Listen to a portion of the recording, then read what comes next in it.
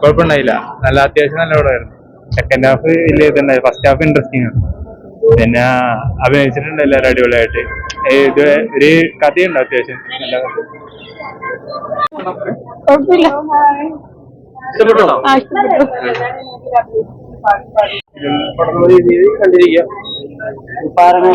അതാണ് നമ്മുടെ മലയാളത്തിൽ അങ്ങനെ ഒരു പരിപാടി ആദ്യമായിട്ടാണ്. കുഴപ്പമില്ല.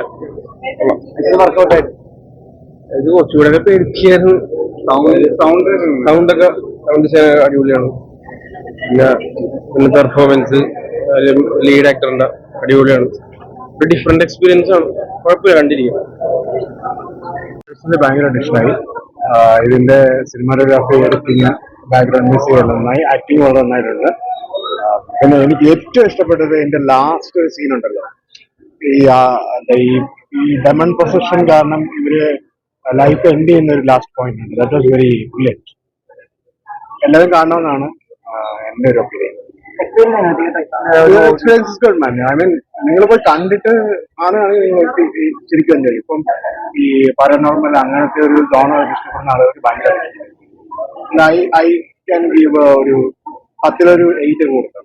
നല്ല മൂവിയാണ്. നല്ല എൻഗേജിംഗ് ആയിരുന്നു.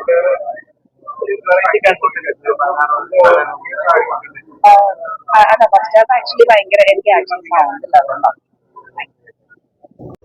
ആയിട്ട് നമുക്ക് കാണാൻ പറ്റുന്ന മൂവിയാണ്. തിയേറ്ററിൽ എക്സ്പീരിയൻസ് ആണ്. അപ്പോൾ എന്തായാലും തിയേറ്ററിൽ തന്നെ ഒന്ന് കാണേണ്ട പടമാണ്.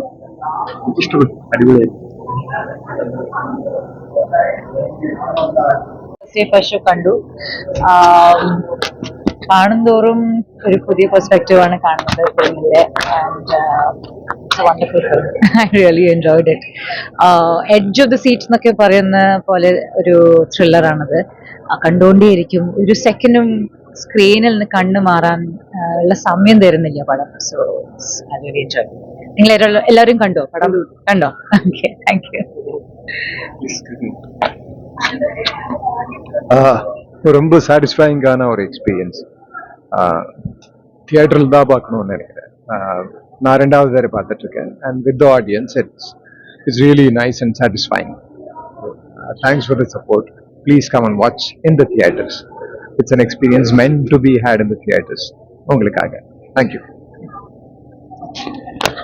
ഞങ്ങളെല്ലാവരും ഇത് ഇന്നലെ പ്രിവ്യൂ സ്ക്രീനിങ് കണ്ടിരുന്നു. പക്ഷേ ഇന്ന് കാണുമ്പോൾ within 24 hours actually, but it is not at all എന്താ പറയണ്ടേ, it's more engaging and more കൂടുതൽ ലേയേഴ്സ് നമുക്ക് മനസ്സിലാവുന്നുണ്ട് സെക്കൻഡ് ടൈം കാണുമ്പോൾ ആക്ച്വലി.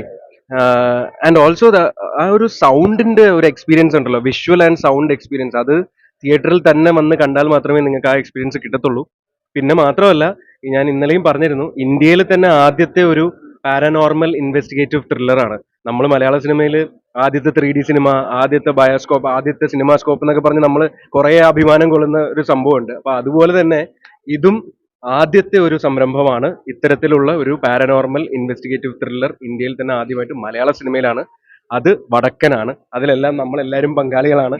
അതുകൊണ്ട് it's A proud moment four Malayalam cinema. എല്ലാവരും തിയേറ്ററിൽ വന്ന് കാണുക, എന്നാൽ മാത്രമേ ഇതിന്റെ ഫുൾ എക്സ്പീരിയൻസ് കിട്ടത്തുള്ളൂ. Thank you.